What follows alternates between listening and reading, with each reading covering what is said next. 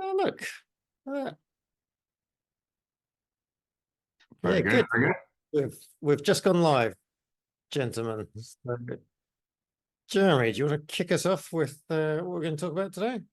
Yeah, absolutely. I mean, look, we've got a wide and ranging series of topics, and we've got some guest speakers. So myself and Callum will be here for the entire duration, and obviously we've got Nick who's just joined us coming in shortly. But yeah, we're going to try and keep it as open and friendly as possible. And if anybody wants to ask any questions, if you're joining us via the Zoom, you can just type away in the chat. If you're joining us on LinkedIn, just post your questions underneath the LinkedIn live stream. We're probably streaming other places as well, so you can probably ask questions wherever you can find this thing talking at you. But the kind of overarching topic is wealth in 2026, and particularly talking around what people's plans, ambitions are, where money seems to be heading in the current environment. There's so many different areas that I think we could touch upon. Obviously, AI is not just transforming the way people do business, but it's also creating, I think, a lot of the economic driving force at the moment as money goes into building data centers. It's creating, a sort of strong buoyancy going into all areas of the economy, because as Callum always says, businesses don't operate in isolation. They're part of an ecosystem, and so if you pour money into one part of the ecosystem, it tends to filter through to all parts of the ecosystem. And it reminds me a lot of the 1997 to 1999 tech, internet boom, where Mm. there was just billions of debt primarily going into building cables and networks and stuff to carry the internet. All those companies went bust. Just, but there was a lot of champagne drunk along the way. But yeah, Callum, anything from your side on that? Yeah, no, like the similarities are definitely there. And I remember talking to a CEO of a telco around the height of it, which incidentally was about the time that I started my business to maximize that. Beautiful timing as always. But I remember talking to the CEO of a telco, and they were putting in, you remember they were just borrowing huge amounts of money to put in dark fiber because the growth of the internet was going so exponential. But he said to me at the time, he said, look, I actually think there's way too much capacity. Like it's not, so it doesn't really make sense. But if I push back on this, the board will fire me and put in somebody that will do it because this is what the market wants to see. So they really kind of get themselves into this no-win situation where you have to make irrational decisions because it's what the market demands. And it just kind of inflates and inflates. So, but that famous investing saying, this time it's different. We'll see whether that's the case. Yeah, yeah.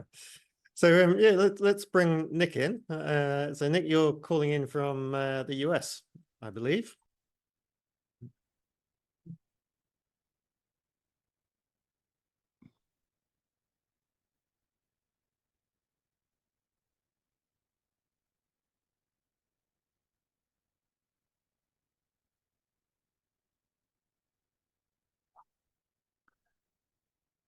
Sure. Well, okay. Let us Shall I know what. share? Yeah, yeah. Please do. Yeah, I mean, so just for reference, I suppose everyone who's tuned into this, my background is private equity predominantly for over 10 years, and have been involved in lots of different sort of buy side transactions, but more recently have been involved with preparing businesses for exits to sophisticated buyers. And so that means that I'm sort of moving in and out of different private equity firms and opportunities. But what I'm seeing now more than ever is what I call the rise of the family office, particularly when I look at it through the lens of business acquisitions and investments. But it's broader than that. I mean, this group that I'm here with this week, in particular across Key West, own something like 68 properties. And if you've ever been to Key West, it's not a very big area. So that's pretty much half the island. But at the same time, you know, they're starting to professionalize themselves. And so for context, the difference between, say, family office and private equity tends to be a firm that raises money off wealthy individuals, institutions, and things like that, whereas the family office is investing quite often their own money, but they are now starting to pool money together from other high net worth and ultra high net worth individuals. And they're starting to diversify their investments more into businesses, whereas beforehand it used to be, I'm not going to say necessarily safer investments, but certainly things like real estate. And this group in particular has made a very clear view that they want to try and buy companies or failing companies or businesses within private equity portfolios that have still got good intangibles, hidden value, but they can get them at a lot lower price than, say, the private equity firms had bought them for. And they specifically have a longer time limit on it. And they're not necessarily as leveraged by debt as you guys were talking about previously. So they have more agility and a longer hold period. So I think it's an interesting, if people are looking to raise money for whatever different projects or opportunities they have, I think the family office piece is definitely rising in popularity from my perspective.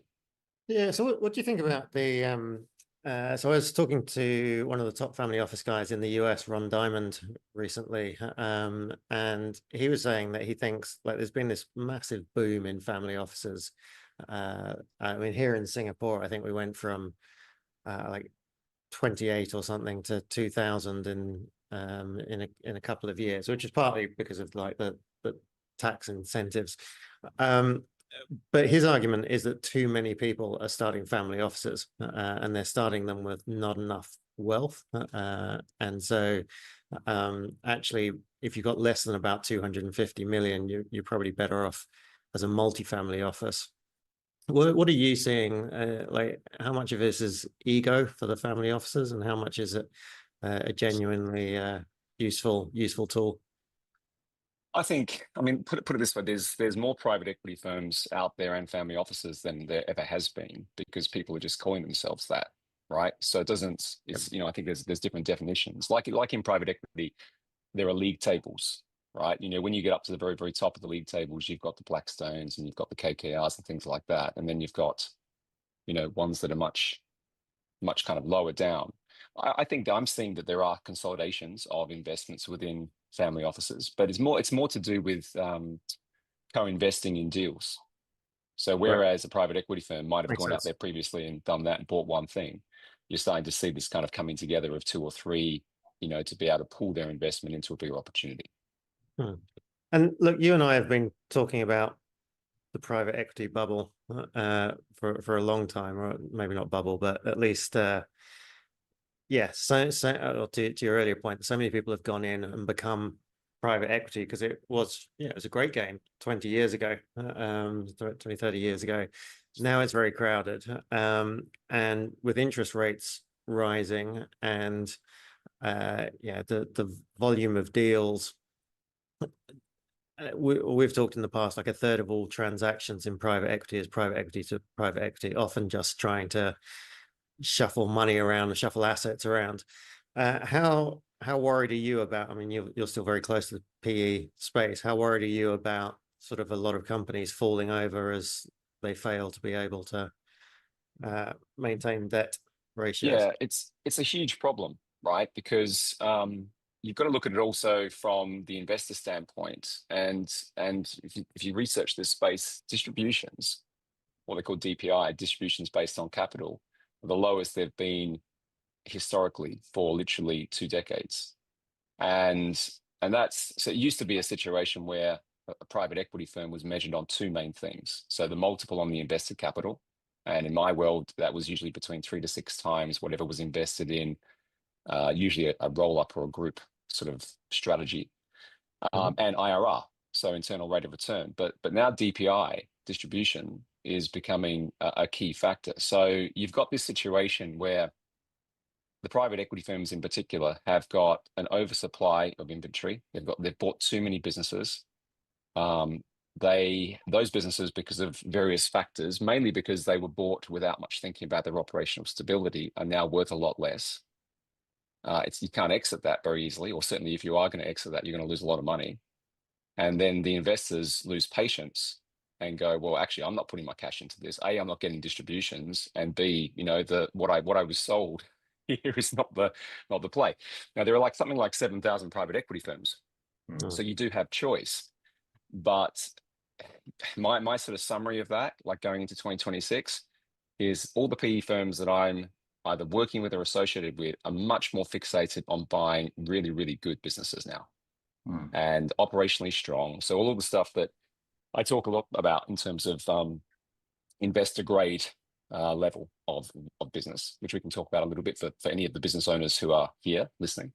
And that means that there is literally a huge opportunity for you to be able to build into that space, because it's going to command a higher premium, certainly in the multiples. And you're going to be able to have more competition from, as I said, that huge marketplace. Now, your point around debt is true too, because if you look at the interest rate jumps on a 50 million acquisition, per year in interest alone, that's about 2.5 million additional that they're going to have to pay back in interest just because of the way the interest rates have increased. But what is happening is they're managing to deploy more of their own capital. But back to my earlier point, they have to make sure that they're betting on businesses that are going to deliver a return. So it's changing the dynamic of what private equity used to be, which, if you ask me, was a bit lazy. I'm just going to buy a thing, it's going to be all right. We'll work out how to flip it. Doesn't matter. We're going to put so much debt into it anyway and pay the debt off that we'll make money on that piece. Yeah, that is changing for sure. I mean, do you think, I mean, obviously there's 7,000 private equity companies, they're chasing an ever vanishing small number of transactions. They're all raising the bar. They're all looking for that higher quality, higher premium business. Do you think that basically means that private equity is now kind of less useful to the rest of the world? And this might even be why family offices are booming, because they can participate in more angel-looking investments, more opportunistic sort of transactions, perhaps distressed deals that don't fit the perfect mold that private equity now has to deploy into, because they've got to deploy. It's got to be 100 million plus. It's got to be blue chip, absolutely perfect business before they can deploy, and they're like rocking horse shit. Yeah, it's an incredibly different space than what it was when I was in there even a decade ago. And I think there was a purist sort of thesis that private equity firms in particular have around where they'll deploy capital. It has to be, as you said, to this level of size. It has to be this industry. It has to have these certain characteristics. What I'm seeing, which is really interesting, is a lot of private equity firms now are doing growth capital investments, or like a growth equity round sort of thing. They're also looking at other ways of kind of deploying their cash, which used to be majority buyouts. And so then you start to think, well, actually, that's starting to look like a bit of a VC model, isn't it? Right. So the way I describe it is, imagine you've got family offices, you've got early stage investment, you've got private equity. It's all looking a little bit muddy, right? It's hard to say, well, are you private equity anymore in its traditional definition, or are you a family office, or what are you anymore? And they've just had to be more agile.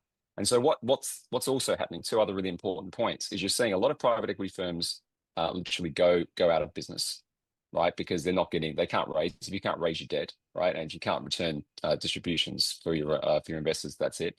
You're starting to see funds then get bought out by other funds.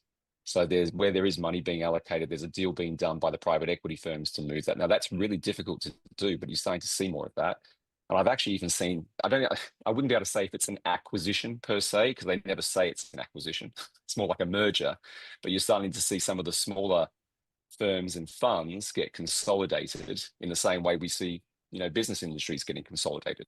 And none of that happened before. So it's a really different world, but I still think it's powerful. I still think it's important. There's still a lot of money out there, but the way you access it is just different to what it used to be. Yeah. And obviously you're at this family office session, and we've seen the huge growth in family offices. I mean, when I left Singapore, which is only a few years ago now, there were 150 family offices in Singapore when I left. I think it's 500 and something now. Last 2000. Is it? Wow. There were 500 last time I checked. Yeah. So, I mean, Is that right? Wow. Yeah, so it's exploding in terms of the number of people. But again, it's like you say, it's a naming process as much as anything. private equity obviously sounded cool a few years ago, and maybe family office sounds cooler now. So they're kind of heading in that direction. Yeah, it does seem like absolute saturation. There is two distinctions, Jeremy, I'll tell you, which I think are really fascinating when you look at the dynamic between the sort of family office mandate. Certainly what I've seen, and it's not just obviously because I'm down here in Key West, there are others that operate like this too. There's a discussion about cutting out the PE model directly. And it used to be a situation where the family offices would put their money into the private equity firms, but they're sick of the fees, right? They're sick of like huge fees, management fees that are put on top of some of these investments, and they're starting to build their own infrastructure, as I mentioned before. So that's the first piece, which I think is fascinating. And some of the private equity guys traditionally are now moving to work with the family offices, because they can get a better deal there usually. And the other thing, which is I think probably obvious based on our interest rate point before, is just this obsession with cash flow. The ability, cash conversion cycles, right? How quickly a business asset can convert what they're doing into cash. Huge focus in terms of the mandate of family offices, more than I've seen in private equity, even though it's an obvious thing. They want to look at businesses that can, not necessarily exciting, but the ability to convert revenue to cash is just a huge priority. So just on that, so if you're one of our audience listening, and they're, whenever there's disruption, good or bad, it causes opportunities. So where do you see the biggest opportunities with that? So PE are clearly looking for better deals. There's a lot of companies out there. So if you've got an opportunistic deal maker in the audience trying to figure out how they can exploit that opportunity in 2026, what advice would you have? Yeah, I'll give you three separate opportunities, all sort of focused on different probably people listening to this. So because of the resources are more limited now, and there is a view of wanting to find better deals, going out there and finding those deals in advance for either the family offices or the PE firms is a big opportunity. But I'll give you the threshold that I think is really important. And private equity traditionally in my world would invest in businesses when they're over around 5 million of EBITDA, $5 million.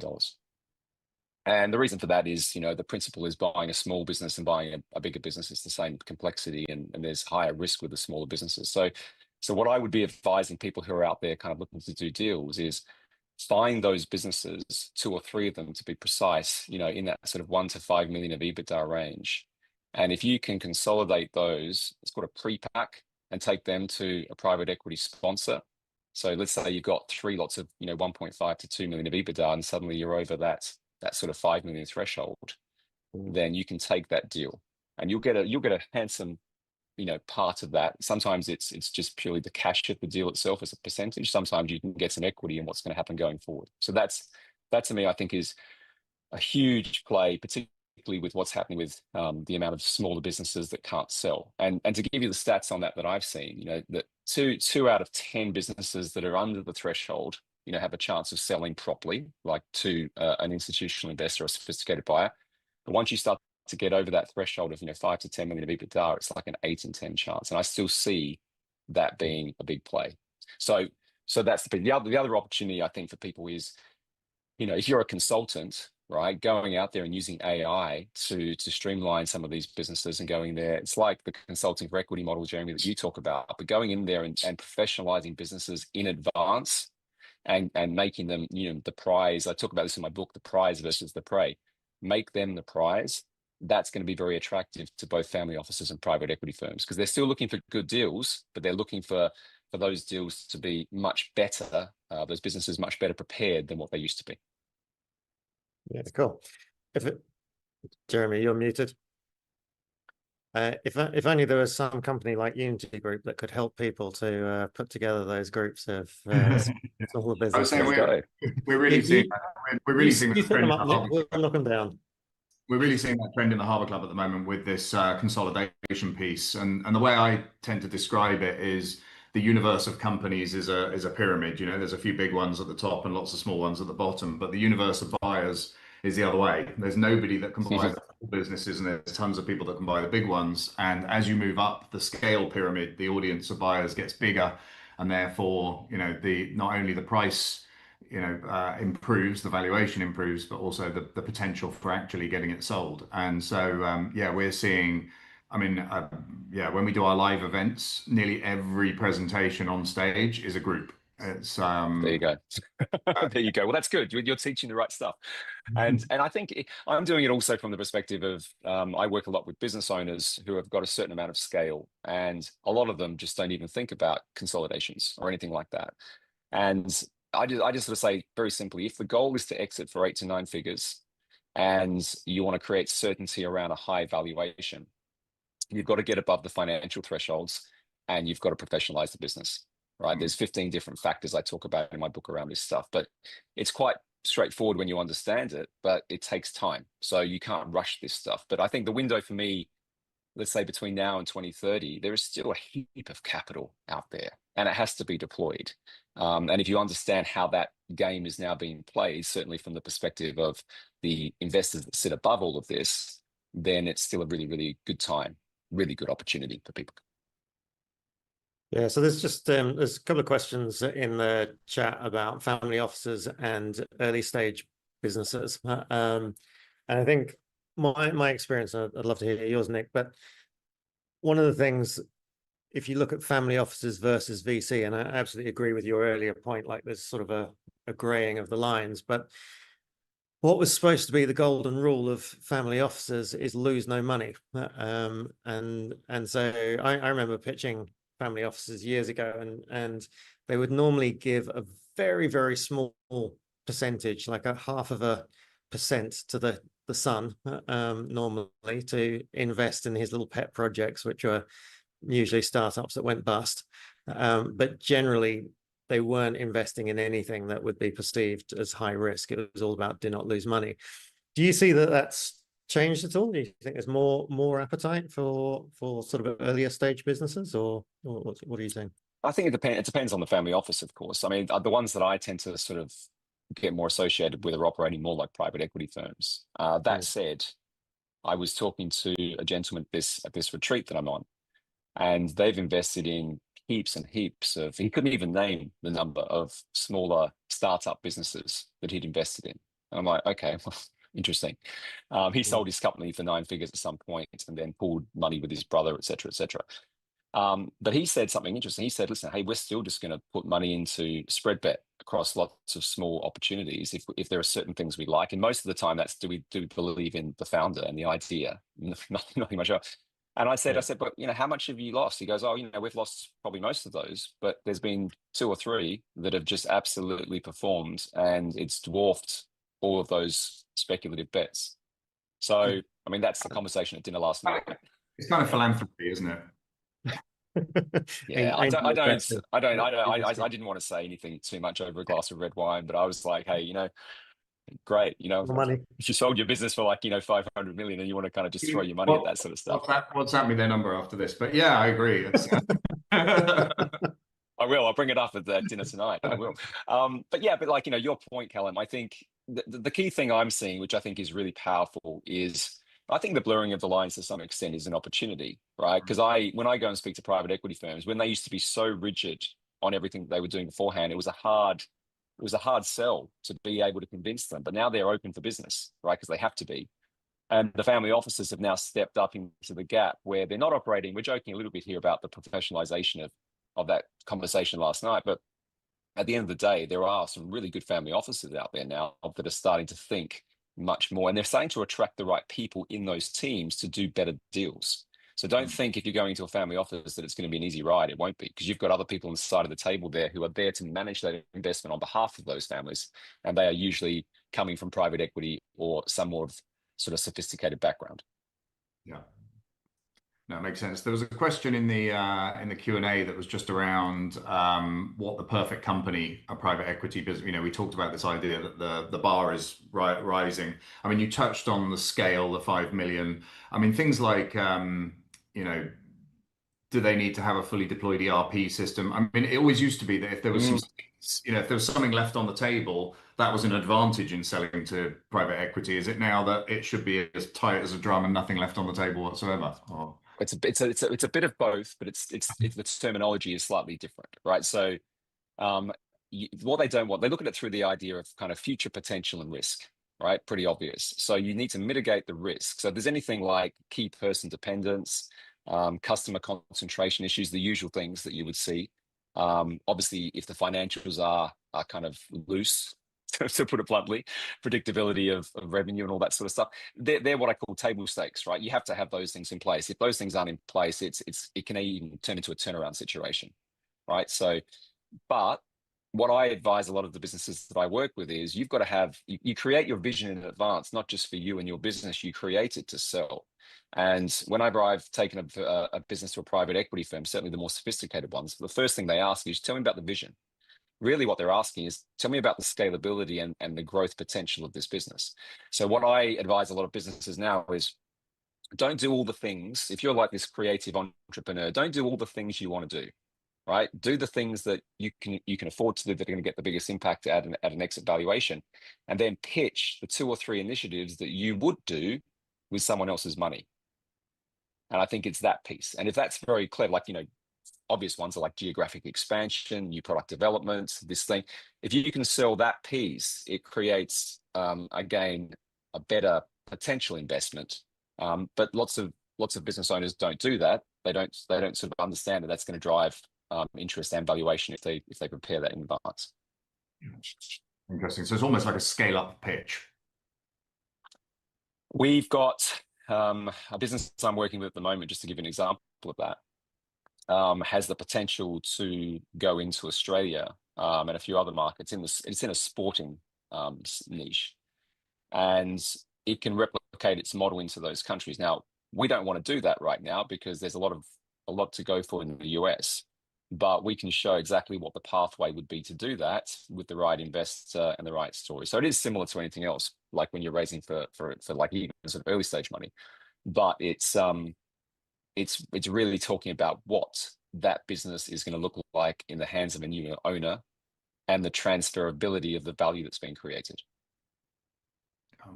So you mentioned 3 opportunities. You went into this kind of pre-packaged consolidation that you go and sell to private equity. You mentioned the AI-ready business. What was the third one?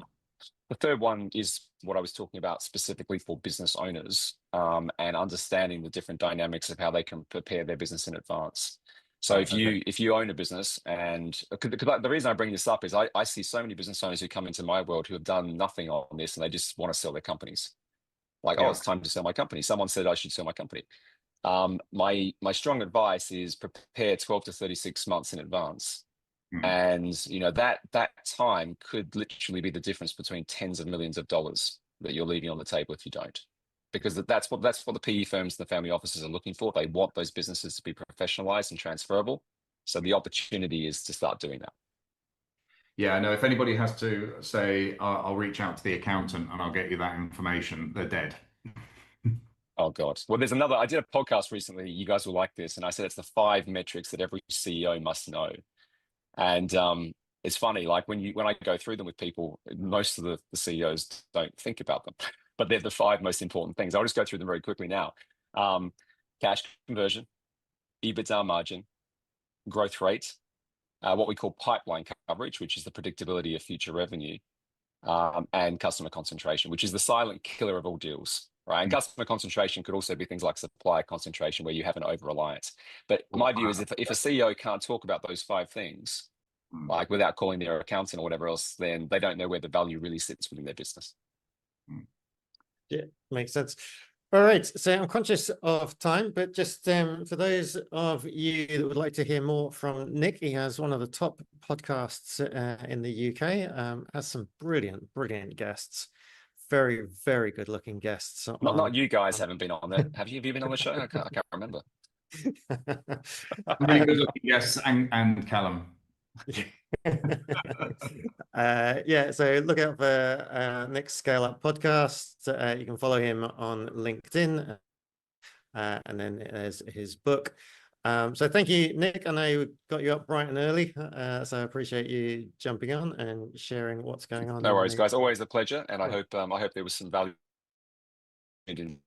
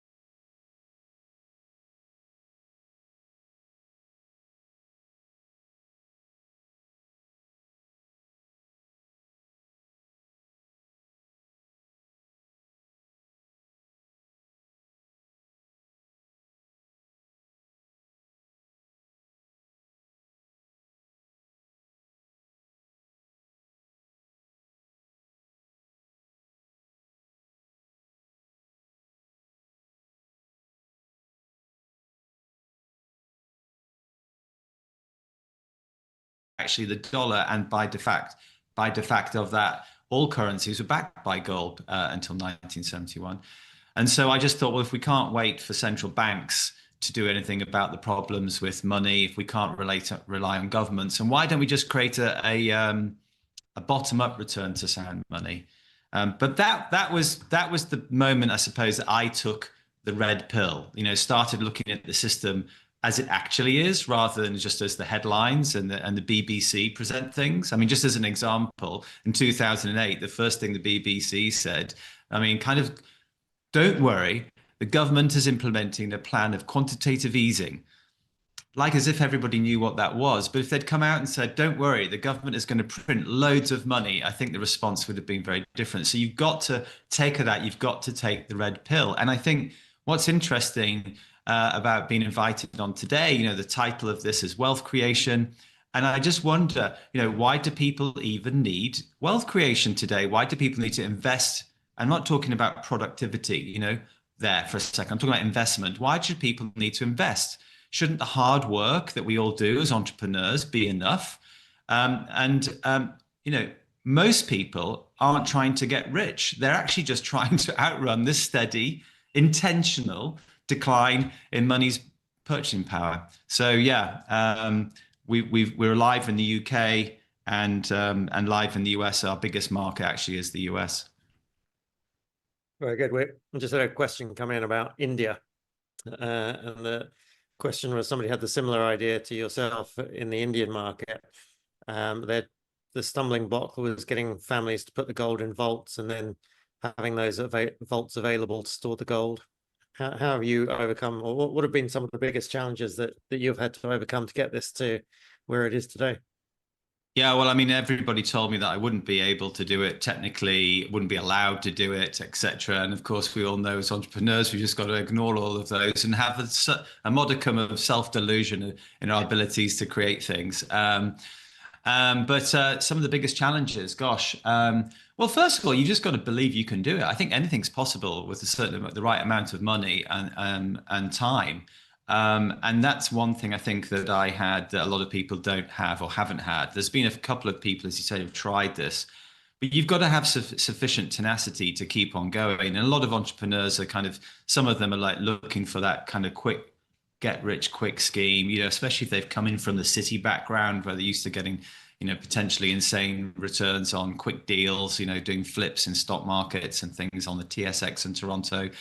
And I came at this from very much a product background. So I'm not from financial services. I'm actually trained as an architect. I did work as an architect in Hong Kong for 2 years, and I was involved in VR and e-commerce building solutions before 2008. So I think having that background and that focus, at the end of the day, I wish I didn't have to create Glint. I really don't.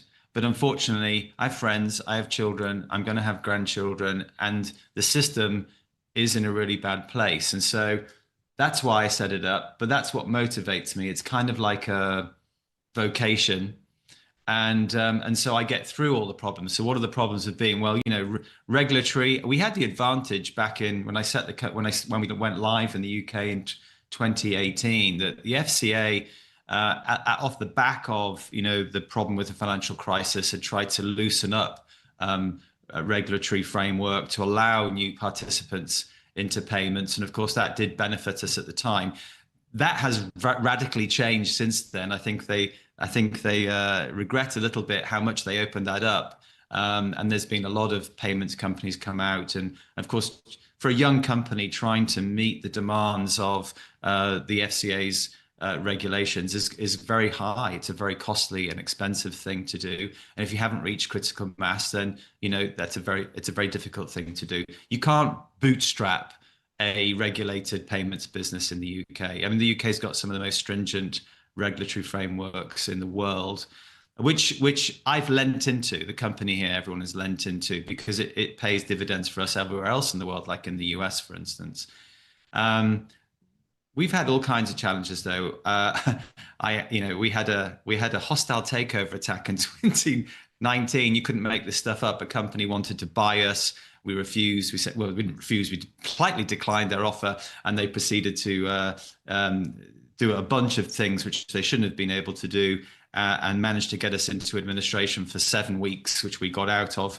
And we're currently suing the administrators in the High Court. But, things like that, you would never expect a small business to be able to have to go through. But we must be onto something good if we're kind of getting that kind of unwanted attention.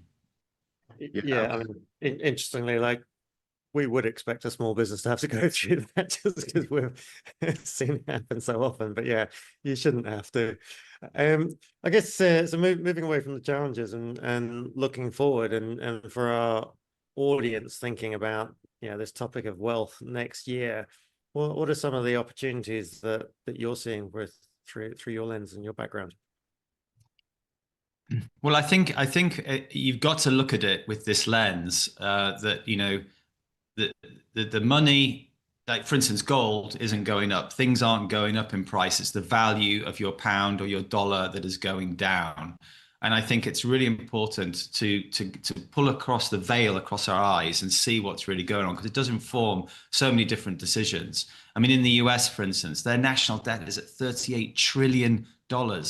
I mean, if you convert that into seconds, 38 trillion seconds ago, that's like something stupid like 36,000 years ago. I mean, it's a huge, huge number. It's 120%, I think, of their GDP. And they've managed to get away with that because they were the reserve currency of the world. But they've got, on top of that, $200 million plus of unfunded liabilities with Medicare, etc. And, I think, 30% of all dollars in existence were printed since 2020. Like that just shows you why inflation is happening so much. And also the CPI figures, you've got to ignore those, because at the end of the day, they're very much an average based on a basket of goods that suits the government to use. But of course, we've all seen, for certain, depending where you are, where you sit in the economy, your inflation rate is very different. I mean, if I want to go on holiday now to some of the hotels that I was going to just 5 years ago, those hotel prices have like tripled or quadrupled. But the UK is no different. The UK national debt's at 3 trillion. Our economy is nothing like as big as the US. That's a huge number for the UK. And we saw the whole pension liability thing blow up when Elizabeth with Truss was in power and stuff. And she was just trying to do something similar to what the Americans wanted or were doing, and obviously couldn't pull it off. But this is really serious. And I think when the US catches a cold, or gets a bug, the rest of the world catches a cold.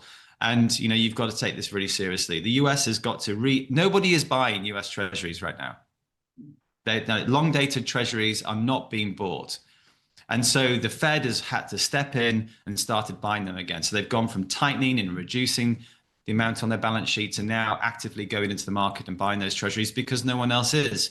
The only treasuries that the US are able to sell are short-dated ones. And so you've got this continuous reissuing of treasuries just to maintain their position. And we know that the debt's got to go up and up and up. Their interest bill alone is like $1 trillion a year. And so what are they going to do about it? Well, this money printing is going to continue. And I think the only option for them, and I think the administration quite clearly come out and although they might not have said it exactly, but you can tell that they're leaning into the idea of printing more money. Because what does it do? Not only does it increase it, does it decrease the cost of the value of your pound and your dollar. Money printing also therefore decreases the debt burden that you've got. So there's no reason why, and there's no surprise then in this country why everybody wants to buy houses, because of course those houses go up in value, and the debt that you borrowed originally becomes worthless over time. But the problem and so gold, for instance, flying, gold 48% up in 2 years ago, 50% this year, up nearly 100% in the last 2 years. But again, it's not the gold that's going up. And I've got to keep banging this home, because none of you listening to this, or very few of you, will be used to this idea. You're constantly measuring everything by the pound. It's like going to bed at nighttime and looking at the thermometer and it says 21 degrees. And then you go upstairs, you come down in the morning, it's freezing cold, and yet the thermometer still says it's 21 degrees.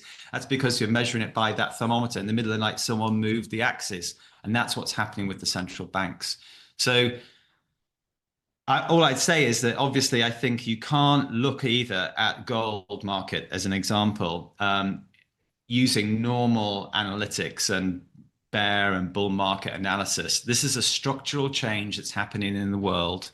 The US is purposefully happy for its dollar to depreciate. They're happy for gold to go up. I haven't been assassinated like Gaddafi was when he decided to come and bring gold to the world. The Americans are happy for their individual citizens and stuff to own gold. Hence why, incredibly, 5 states have now passed laws this year to make transactional gold legal tender.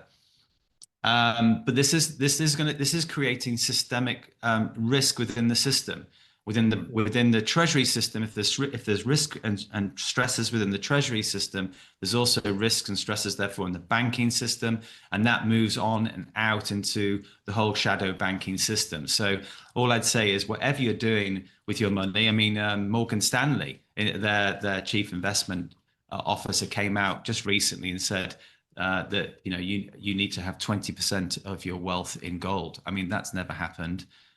So yeah. Jeremy, are you seeing this play out in some of the other asset classes that you're looking at? Do you know what? It's an interesting one. I mean, funny you mentioned CPI. The list of things nobody buys. Inflation has been very real for lots of asset classes. And when I was a kid, I always thought gold was an inflation hedge, but actually gold doesn't seem to be correlated to anything, which is, I think, some of its biggest advantage, that it's a non-correlated asset. Gold seems to be only correlated to how much people buy it and how much people sell it.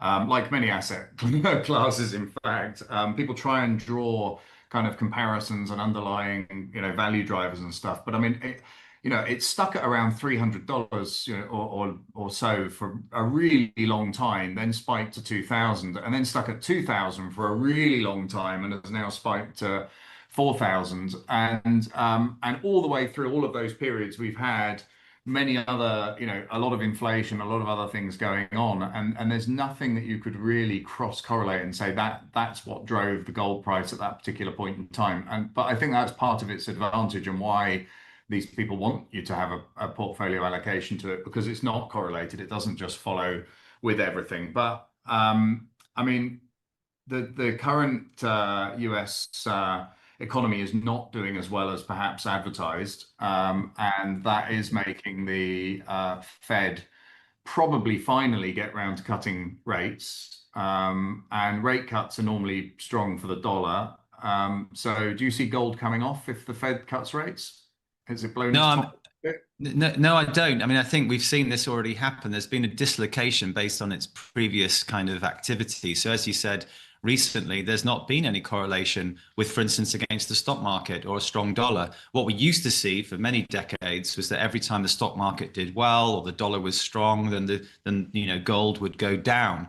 And of course, what happened after the 2008 financial crisis, a lot of us were expecting gold to fly, and it didn't, because there was such a huge amount of money printing that went into the economy. That, of course, there's some of it directly into stocks. I mean, literally the Fed buying people's shares in companies, that it just created this boom in shares on the stock markets.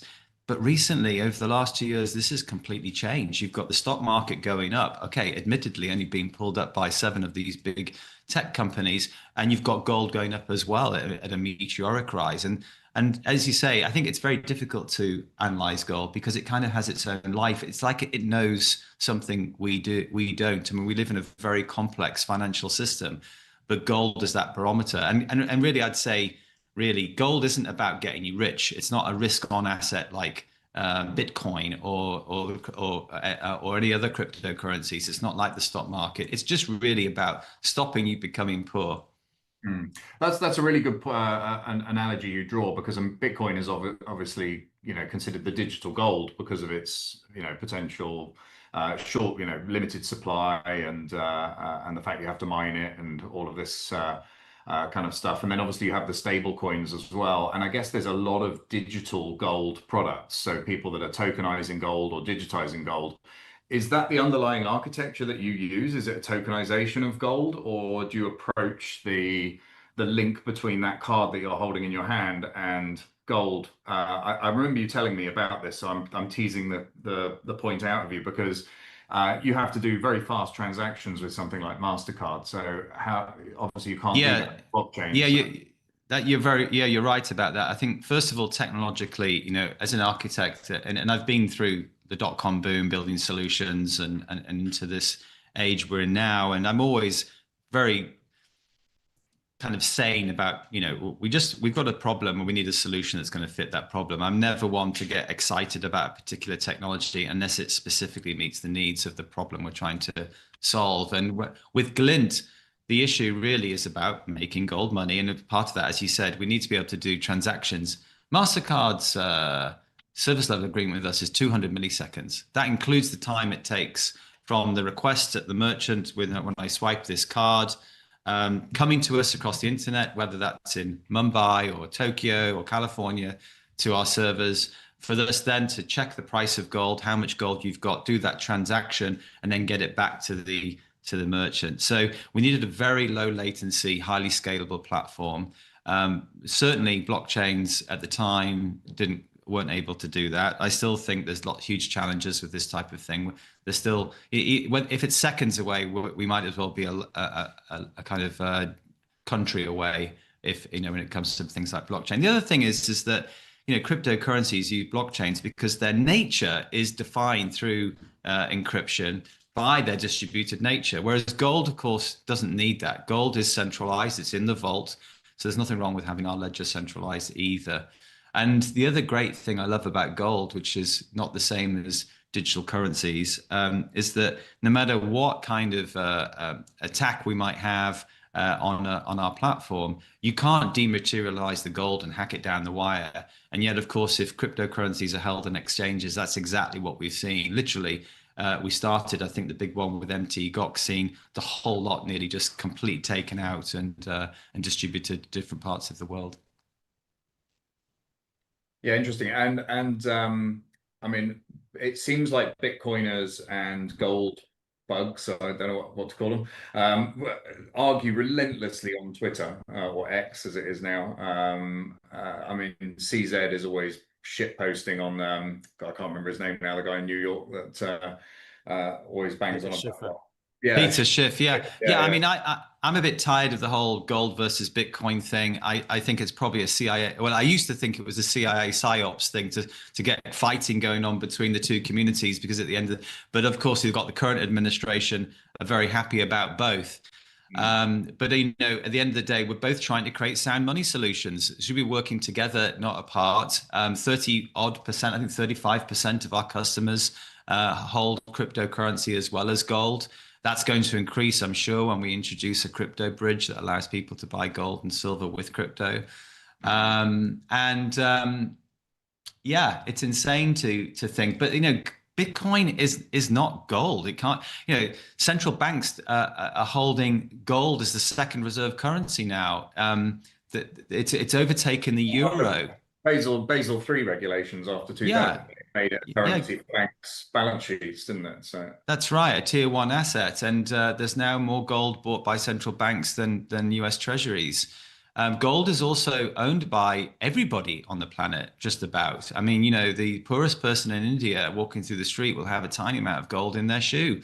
Gold's evenly distributed around the world because it's it's born in with the collision of two neutron stars, finds its way through space, and it kind of, roughly speaking, all over our world. And there's concentrations, of course, but there's even gold in Wales. So it's owned by everybody, has been for millennia, and this idea that you can't use it digitally is nonsense. And so we've proven that. We're talking about the mammals or the country? The country. Can't be the country. Surely, no. I'm sure with the amount of pollution, and maybe if we, the thing is, the way the biological whales have been saved from having gold in their system because Greenpeace would be screwed if they are full of gold. Yeah. Fantastic. And so I mean, in terms of, I mean, you mentioned like a state buying 120 million of gold from you. So, I mean, how much gold do you have in vault right now? Roughly speaking, where are these vaults? And, you know, what sort Yeah. of scale are we talking about? We've never had any marketing money, very little anyway, and we've been growing organically, and yet we still got nearly $500 million worth of gold on our platform. We're about to take in quite a significant funding round, and that is all going to be designed to really scale the business in the UK and in the US. So we're forecasting to have many more billions on our platform by 2030. But you know, $500 million isn't a small amount of money. So Yeah. one of the questions come in is it better to keep it, like for your average punter, is it better to keep the physical gold themselves? Because I remember a few years ago there was a lot of story about like you buying gold and holding it in vaults and it didn't actually exist, or the same piece was being sold multiple times. So is it better to hold physical? Look, yeah, I mean, I think there's the whole if you don't hold it, you don't own it brigade. And you know, I fully support people who own gold and physically in their house. I think it's a good thing that you have some of that of gold in your house. But you know, what are you going to do with it? What happens if you get burgled? What's the security around that? How much can you actually hold? What do you do with it when you want to use it? I mean, you know, typically when you've got physical gold at home, you could be paying anywhere between 5, 6, 7, 10% spreads on the physical metal. And because it's out of the system, when you take it back, you know, the best they're going to give you kind of 92% the value of your gold. So the spread on that, you know, either side, it's about 22%, you know, 18%, sorry, that you're going to be losing. So and where do you take it? You know, all these people in the US buying gold from Costco, you know, what are they going to do with that? And so what our customers love is the fact that it's a complementary thing to their gold they have at home. It's a complementary to whatever crypto they have. And they love the fact that when they need to, they can spend it wherever they want at any time. And when gold is consistently going up, then it's a great thing. I mean, my customers and myself even, I feel like, gosh, I've got more gold than I had when I bought it, and yeah, I'm spending it all the time. And people then say, what about Gresham's law? It says that bad money drives out good. Well, in other words, you shouldn't spend your gold, and you should hold on to it, etc. I'm like, no, you should think a bit more about Thea's law, which is good money, if it is functional, drives out bad money. And as my first and oldest investor said, or one of my first and oldest investors said, he's in his 90s. What I love about Glint is I can put my ready money into it, into gold. And so my answer to people, if they say you should only hold metal that's at home or whatever on you, as well, you're obviously holding too much fiat. Hmm. Yeah, so I mean, when you have a $500 million worth of gold, I presume it's not all in one place, but you put it in the major vaults, yeah, like a UBS vault or one of these kind of places, and presumably there's a lot of cost in storing it, insuring it, managing it. Yeah. I mean, look, first of all, we've designed the system to be absolutely outside of the banking system, so we certainly don't use any bank vaults like UBS to store the gold. Our customer gold currently, our retail gold is currently held in the Brinks vault in Switzerland in Zurich, and actually our institutional gold is held in Salt Lake City Brinks in the US. But before next June, we'll be giving retail customers the ability to store their gold in the US as well. But yeah, we take throughout every part of our business, we're taking the efficiency you get through the scalable technology to get the critical mass to be able to offer really low fees to our customers. So we're only charging, I think, 0.02% per month. That's nearly just about a quarter of a percent a year to store your gold and have it insured by Lloyd's of London. Okay, I mean, actually, for anyone listening, that's pretty comparable to the custody fees for holding stocks and bonds. It's not too dissimilar sort of level. So yeah, interesting. And when somebody spends money on the credit card, I mean, obviously nobody goes and chips off 0.5 gram of gold and physically gives it to somebody else, but there is obviously an accounting process that goes on there. And do Brinks manage that as well in terms of how the physical gold is potentially moved to another party in order to free up the cash to meet the obligations to MasterCard? Yeah, we've built a tri-party system that works between ourselves, our liquidity providers, with the wholesale market participants and the vault, but the ledger's held by ourselves. And so when a customer is buying gold or selling it, and of course spending is a bit like selling, then what we're doing, our system is first of all netting off, and the bigger our product gets, like we've got over a couple of 100,000 registered users on our platform, of which about heading towards 50,000 on a monthly basis are active. And so the bigger we get, the more netting off our system can do. So if you, Jeremy, are buying gold and Callum is selling it, we don't go back to our liquidity provider. The gold in the vault stays the same amount. But of course, on a net basis over the last 7 or 8 years, then the amount of gold on the platform is increasing. And so at the end of every day, there's reconciliation systems and stuff, and the gold that we've bought from our liquidity provider moves from the cage that they have in the same vault into the cage for Glint client gold. Cool. That's yeah, I mean, fantastic timing, and especially it's great to have you on, given gold's rise or the dollar's demise in Yeah. couple of years. Thank you, Callum. 10-year overnight success. Yeah. Yeah. Awesome. Well, like, thanks for your time. We won't take up any more of it, but yeah, thank you. Good insight on that, and yeah, we look forward to finding out more about Glint.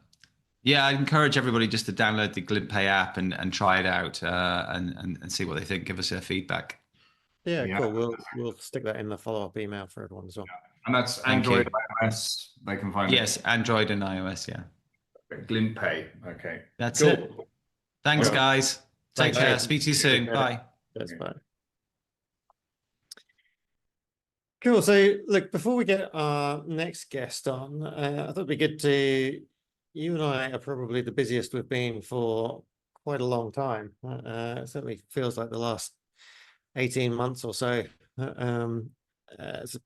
Some of the time it's felt like pushing water uphill, and now there's just a lot happening. Do you want to just kind of have a quick talk about that and what you're seeing? So look, Q1 tends to be an amazing time to get things done, and probably the second best time to get things done is just before Christmas. So I don't know why, but I think everyone comes back from their summer breaks and goes, fuck, if we don't do it now, it's not getting done this year. And there's this huge burst of energy, and basically, the Americans celebrate Thanksgiving. Nobody else really celebrates Thanksgiving, but it does feel like after Thanksgiving, everything kind of grinds to a bit of a halt. So the end of November, pretty much everybody's too drunk or going to too many Christmas parties or already left. I mean, also the kids break up from school early December, so that tends to take everybody into a kind of less focused place. But you're right, this year seems unusually busy. I mean, we just listed a company a week ago. We have 2 more going through. I'm saying 2 more, I'm thinking there might be more, but 2 more that are about to be listed, and a pipeline that's just raging at the moment. And I've not seen it like that since we started. I mean, there's a bit of me that thinks, are we just getting better at it? And that's why. There's more deal flow, but it does seem unusually busy. And I mean, it's not like there's these massively positive economic indicators all around us. So it's not like everybody's super bullish about things, but it might be exactly the opposite of that people are concerned about what the future holds. They are concerned that maybe next year is going to be a tough year, and there's a little bit of a strength in numbers aspect to it. Probably the last time we were this busy was when COVID hit. So maybe we are negatively correlated or positively correlated to negative news. I don't know. Yeah, no, that's a good observation. I think I mentioned at the beginning of this thing about the amount of groups that are being created inside the Harbour Club, and I mean, I can't even count on all my fingers and toes the number of people that are putting together groups of companies, and that is very much a bear market activity, consolidating your sector, because what you often find is that companies on their own can't make any money, but when you put 2 or 3 of them together, with the synergies and the economies of scale, they can make money. And so a good way of battening down the hatches is to grow by acquisition or grow by merger during those times, and you emerge out the other side bigger and stronger and more interesting. And as our first speaker said, more sellable, which is obviously also quite key. And so, yeah, and what's interesting as well, though, is, normally what you find when the economy is a bit tough is people don't have that much money to put into things. But what we are noticing is quite a lot of investment coming into things like pre-IPO funding, our fund, IPIN fund, which is our fixed income fund out of Singapore. We've got strong inflows of capital coming into that. So it's not like we're seeing a tightening of money in the market. We're seeing more deals and more cash. It's and more requests. Like, I think for the first time ever, we've seen investors asking us to almost create products for them. So that's that was never happening in the past. That's very, very positive for us. I think look, I think that there's definitely value in the group piece, and I think part of the Harbour Club is that you and I have been talking about the power of groups for 10 years, which it's eventually that message would sink in. I think that there's a huge difference, as we know, between doing it well and doing it badly. And I think most M&A does destroy value, as all the statistics show.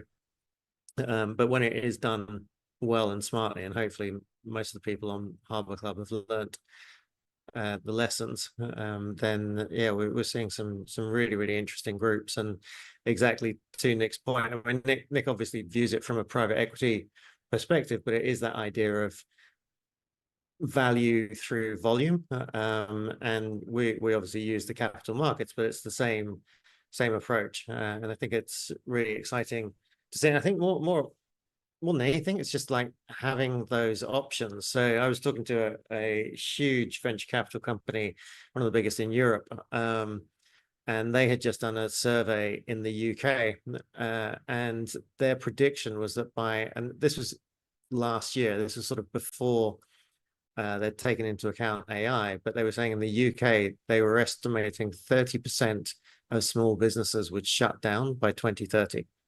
And that's just the baby boomer thing. So like the majority of small businesses aren't saleable. And so that's huge.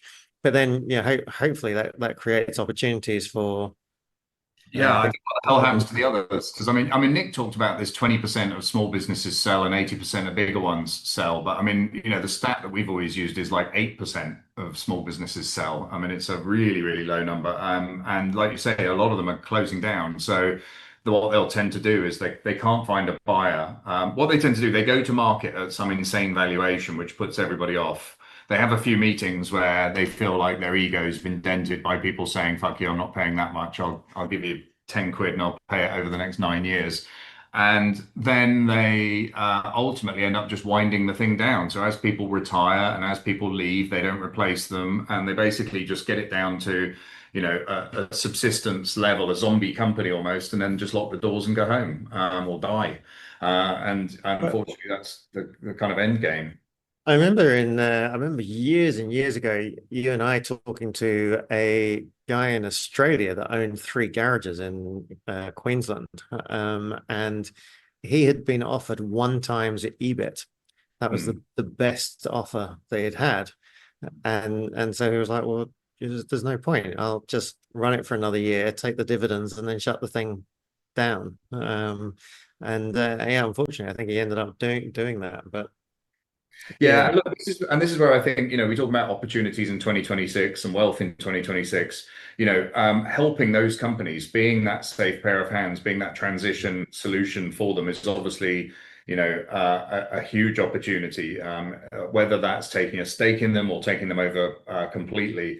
It's just such an obvious opportunity that everybody should be looking at. And of course, once you've got a company, that's the first company in a group, so we talk about building groups. Once you own a business in a particular sector, you'll be like catnip to the other companies in the same sector. They'll suddenly think that you're an expert, you know what you're doing, even though you might have only owned it for 10 minutes.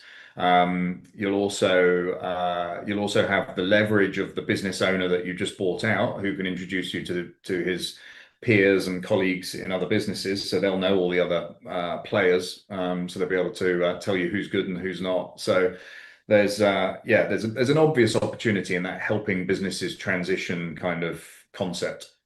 Yeah, I mean, it's interesting because we very much pride ourselves, and we don't get involved in the operations of any of the businesses that we work with, but there's a lot of harbor clubbers that do, and it's part of how they add value. And I think almost every harbor club, someone gets up on stage and tells just incredible stories of like companies that are still running on paper and fax machines, and the improvements in productivity that can come when you come in. And look, I think a lot of business owners are just kind of jaded. Like it's hard yards running a business, and they kind of get to the end of 20-year career, and there's always something new. There's always someone trying to sell them something, and it's just easier to stick with what's working. And so it's funny, they say it's funny they're saying, next year no one will have a job because of AI. When we hear stories of people that are buying businesses that don't have a website, don't do their accounts online, don't have any kind of software in their business. They're just slamming bits of paper down on spikes when they get a sale. And so the fact that after whatever it is, 20 years of the internet, they haven't managed to get as far as using the internet. I think these changes don't happen as quickly as people expect. I mean, we saw the same thing with marketing. I mean, everybody was convinced the marketing industry was dead 20 years ago when Facebook ads came out, or 17 years ago, 15 years ago, whatever it was. As soon as the social media advertising came out, where you could say, I've invested $5 and I've made 10, well, suddenly advertising's dead. Suddenly everything else is dead. And yet I think still 80% of revenue in the marketing industry goes through Madison Avenue and, traditional TV and print ads and billboards and things like that. So the market doesn't react quite as quickly as people think. But there has been a huge opportunity for harbor clubbers in the last 15 years digitizing businesses, so buying businesses and taking them through that process of making them more efficient and opening up new channels to market. And now you're adding AI into the mix. There's obviously going to be another 15 years of opportunity in using AI to increase performance and leverage the staff in a business to deliver more for that business. And you might even have the businesses that need to digitize and implement AI all at the same time, right from scratch. But are you seeing much of that in? I mean, obviously, one of your things is obviously the Veblen Director Program, and I would imagine, people looking for non-executive directors in companies, surely having some experience or expertise in AI must be a big tick box for people, yeah.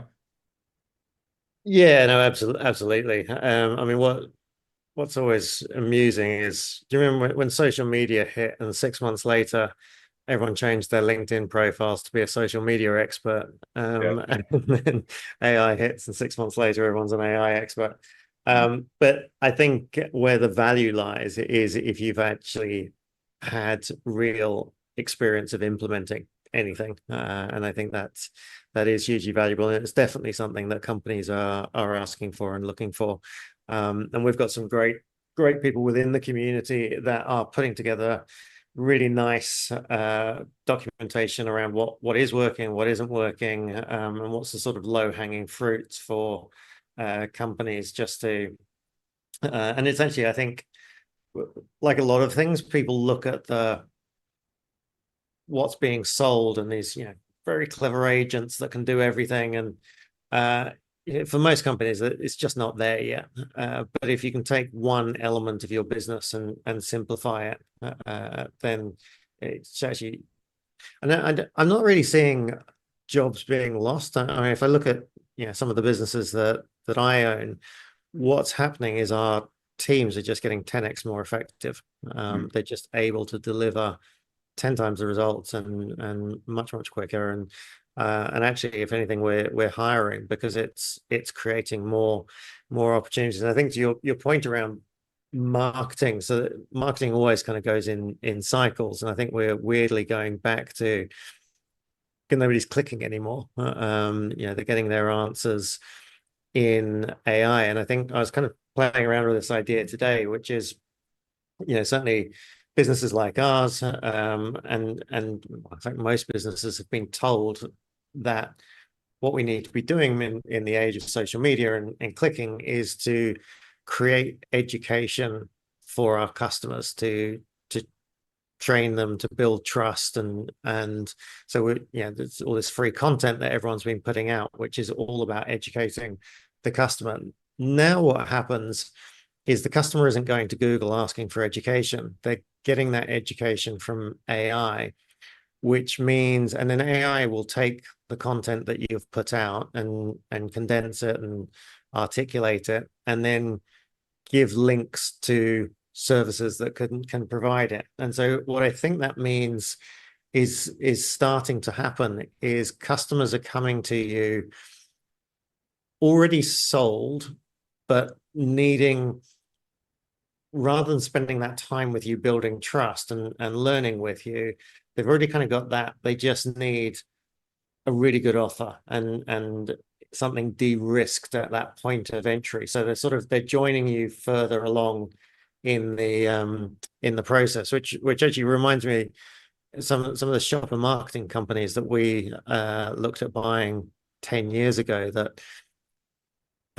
what they were interested in was the last meter between, like, you got, once you're in the supermarket, you got into the aisle, which toothpaste did you pick? And they put so much effort into the pricing and the colors and the packaging to change your mind at that last minute. And I think you'll start to see some of that happening in the service world. So yeah, look, it's really interesting. And I think if you've got the time and the interest to be learning this stuff and staying on top of it and running your own tests, it's so much easier now to run tests and then go and help businesses that don't have time. I think it's a huge opportunity. Yeah. And look, I think AI can just be a very handy coach when it comes to talking to them about, perhaps sectors you're thinking of targeting, shortlisting potential targets. So in that whole sourcing piece, you can use it. And absolutely, as you say, once you're in the business, there's a ton of little additional efficiencies. And I know there's been a lot of headlines recently about job cuts at big companies because of AI and how it's just the beginning of an avalanche and all the rest of it. But they don't talk about all the jobs that have been created by AI, which must be massively in the other direction at the moment. And yeah, just also the amount of brainless things that it's dealing with and taking off people's hands and just making it easier. Like I think I told you I needed a spreadsheet of random numbers to import into something, and so just doing stuff like that, creating spreadsheets with data in and stuff that you need for certain applications. It's it just makes all those stupid little tasks super quick and easy and very scalable. But yeah, it is obviously we are at the beginning of something, and it's always interesting. Nobody can ever fully predict where it ends up, but we do have historical precedents. We do have other very disruptive technologies that have come in the past, and the impact that they've had, is substantial. I mean, here we are doing a webinar, which was a video webinar, which was pretty much only available on Star Trek until quite recently. So there's things that have obvious impact. Yeah, absolutely. I'm hoping that our last guest is going to turn up. He's unfortunately, since he got really famous, he's a pain in the butt to organize anything with. He's a big advocate for AI in business. We do have a bunch of questions in the Q&A. Shall we start diving into some of those? Yeah. So acquisitions of smaller businesses, of retiring business owners, professionalizing and roll up. Would you buy businesses in the same niche or diversify? So look, I always say if you're looking to buy a business, you want to remove as many obstacles that exist between where you are now and owning that business. And one of those obstacles is not knowing what you're talking about. So if you can choose something where you have some experience, some understanding, or you're able to build empathy or rapport with business owners in that sector, that's extremely helpful. So choose a niche or choose a business area where you kind of understand enough to be able to build rapport, particularly for that first deal. Once you've done that first deal, you can do deals in all sorts of other sectors, but you need to kind of break your deal virginity before you can go too far, too much off piste and into weird and wonderful things. And then, just pick a business that you like and that's diversified, that's not that's fragmented. There's lots of smaller players in that space, and build a group in that area. What are some examples of key changes you can make in a business that greatest impact to the valuation versus what sell as the vision? Look, the quickest, easiest thing to do is basic financial engineering of the balance sheet and profit and loss. So what you'll often find is that the accounts have been presented in a way to save tax, not in a way to optimize profit, and businesses ultimately are sold on their ability to deliver profit over the future. So things like how you recognize revenue, how you recognize costs, how you capitalize expenses and assets and things like that. You can have a quick, that's the low-hanging fruit. You can have a quick run through that and you can transform the appearance of the business without actually selling any more or buying any cheaper or firing anybody or anything like that. What is the must-haves in a data room that the private equity offices are looking for when purchasing a business?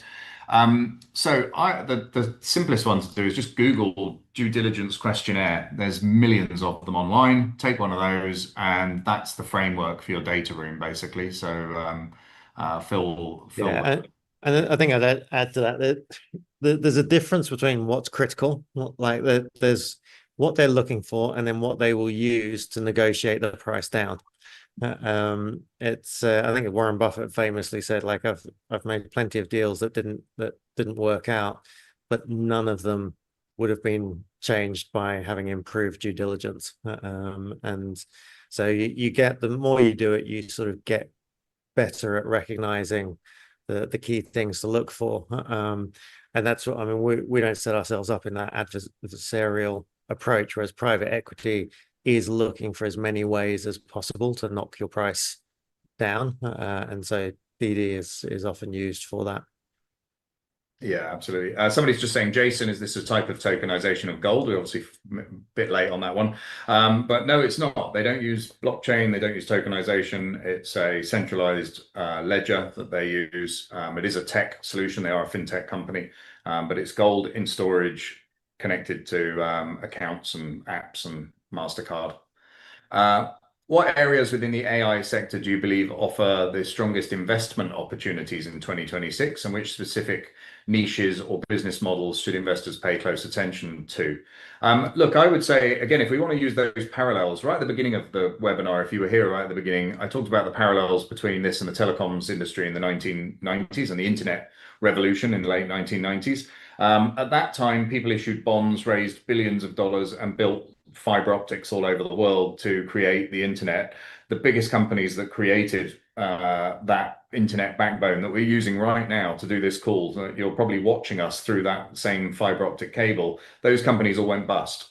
But companies that were enabled by the internet, like Google, like Facebook, like Amazon, and Apple, and so many other companies that were enabled by the internet, are the biggest companies in the world right now. So there was a transformation that came out of the internet, but it wasn't the internet companies. And I think we might be seeing the same thing with AI. I don't know, but the history doesn't repeat itself, but it rhymes. And we've got a situation right now where all the focus is on the NVIDIAs and the OpenAIs and the Groks and all of these companies, but actually the companies that crack using AI to make their business more efficient, to deliver a better service to customers, to solve problems for customers are probably going to be the biggest companies out the other side of the revolution. Would you add anything to that, Carl?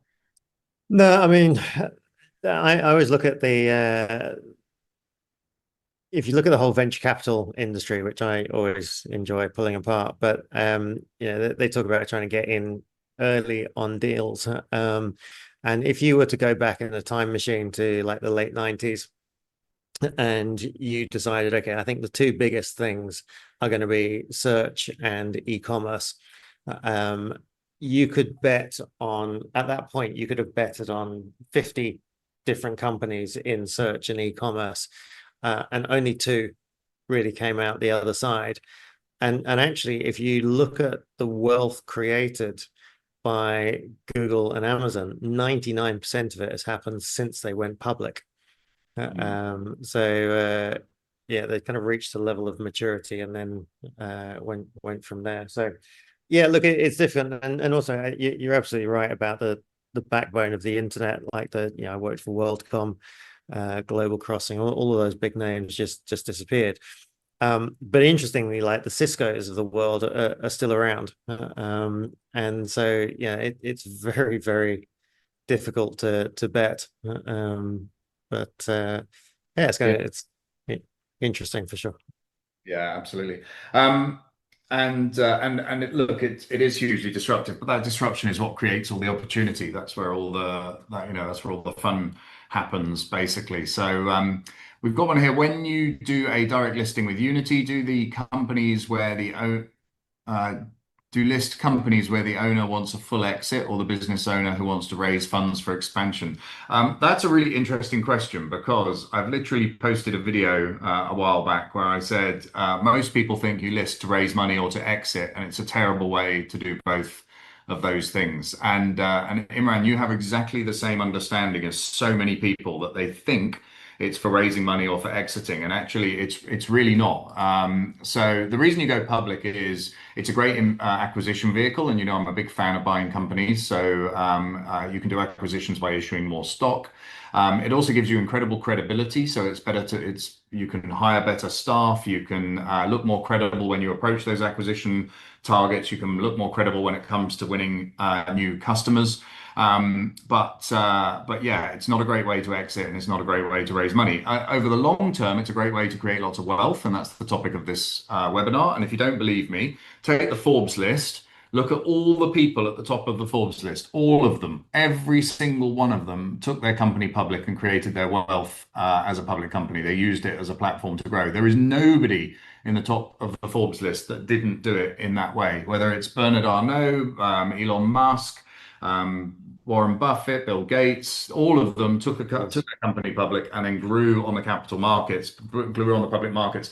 None of them took their company public and sold all of their shares and retired. So it's a very well-trodden path. It's a path that everybody has followed. People often say, "What about real estate?" And I said, "Yeah, real estate makes millionaires. Public markets make billionaires." So there is a big difference between the kind of levels of wealth creation that you get from that strategy. So no, typically we have companies that do take some money off the table. They do sometimes, after they're listed, go on and raise money to help them grow their business. But the primary reason is a platform to grow the business and to do acquisitions. And the great thing is, with our direct listing service as well, if it's the right company, if it fits the right profile, and you can apply with us to see if you do fit the right profile, we'll actually fund the entire process from start to finish. So you just carry on running your business. We'll pay for all the costs associated with listing it. We'll do all of the work. We'll take you public, and we'll help you after you're a public company. If you want to do acquisitions, if you want to grow, we'll do that. Like I say, we can't do many of them, so we pick and choose the deals carefully. But if you think you have a business, or you think a business that might fit that profile, then do reach out to us. Yeah, and just to that point, I think although we're never looking for companies that are looking to raise money or where the founder wants to leave. Oftentimes we bring on board companies that are quite willing to acquire companies underneath them where the founder wants to step away, for example, and then they'll do sort of more of a traditional approach. But it's obviously easier for them as a now public listed company to do that. But because unlike private equity that wants to get its feet under the desk and make changes to the company, that's not our model. We work with good entrepreneurs that have already got proven existing successful businesses and want to grow. Yeah. So yeah, do just hit up unity-group.com and fill out a contact us form there and give us a quick brief of the business, and we'll have a look at it. And if you want to learn how to do it yourself, you can get my 21-day course, which is in the chat. You can just click on that, and for 21 days we'll send you an email every day with some video and some information and stuff that just takes you through the whole process of identifying and buying businesses. If private equity or venture capital bought a business that is now valued at less than what they bought, how would you position yourself to be able to buy that business and then roll into Unity Group? The truth is they probably won't ever sell it, because then they have to book the loss. Yeah, what would you say on that, Callum? Same thing. Exactly the same thing. I had this conversation with somebody in venture capital the other day, and that it's happening to them so much, and it's always been the policies that they would rather this company, like they'd rather just sort of bubbles along, or they'd even rather it goes bust than have to sell it and prove that it wasn't the hot shot that they wanted it to be. So we've had plenty of chats in the past, and it's really frustrating for the founders. But yeah, it's very difficult for them to offload them off their books. Yeah, and somebody here is saying, what about yachties instead of harbour clubbers? Well, when we do the events in Dubai, we often do a yacht party as part of the thing. So I guess if you've been on the yacht party, you can be a yachty. You get upgraded. How about that? Yeah. So that we're hitting the deadline. Yeah, no, this was a 90-minute event, and Dan Precy was supposed to be a half an hour ago, but he dropped in at the end, but he did say he had another event as well, so. he double booked himself. So anyway, yeah, the other thing, if you are interested in this space, we've got a private Telegram group where Unity Group kind of shares some of the stuff that's going on from behind the scenes, some of the investment opportunities that we get. We mentioned that a lot of our investors have been asking to get into pre-IPO stuff, which we'd actually kind of moved away from, but there's more demand for that. So we put it all into that Telegram group. In the link we will send in the follow-up email, or there's been QR codes bouncing around, but feel free to join that. Yeah, any last words from you, Jeremy? No, I think that's a really good summary. Yeah, do join the Telegram group. If you go into the chat on Zoom, you'll see it's the last thing that was posted there in the chat. Just a word of warning: if you've never used Telegram before, it can be a little bit of a cesspit of people sending you scammy messages. So there are some settings you can set that don't allow people that are not in your phone book to contact you. I highly recommend switching them on.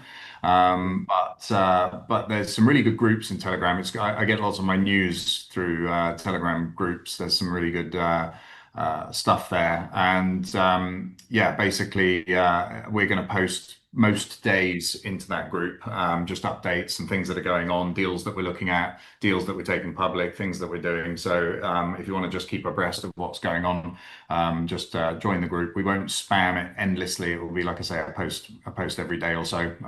So you'll get just a quick kind of update. So yeah, do join there. And it's the only people that can post in there are myself and Callum. So it'll only be me or Callum that's sending you stuff. So yeah, never reach out to you directly. So yeah, and we'll never message you directly on Telegram. So don't fall for it. Don't fall for it. Yeah. And that's it, really. Yeah, I hope everyone's enjoyed the conversation. I think 2026 is going to be a really exciting year. Everything comes down to Q1, really. I think Q1 either there will be a big correction from the kind of the bubble that we're in, or it will just get bigger and stronger. And And I think, you know, there was a little bit of a, you know, Nvidia beat estimates yesterday, and I think that was the one I think everybody was waiting for that to fail so they could dump the hell out of the markets, and they didn't get that opportunity. So either that means they're waiting to do it again later, or you know, it's over and we'll have a bit more of a run. Yeah, I mean, well, regardless of bubble or not, I think somebody described it less as a bubble and more of waves. And there's going to be, yeah, there's going to be waves of this, and it is going to create a ton of disruption. It's already creating a ton of disruption, but disruption is where the opportunities are. So yeah, I think 2026 is going to be a very, very exciting year. So thank you all very much for joining us. Thanks for the questions. Thanks for the engagement. Feel free to reach out to us on LinkedIn. Let us know your favorite bits, and watch out for the email, which will have all the links and stuff afterwards. So thanks very much, everyone. Cheers.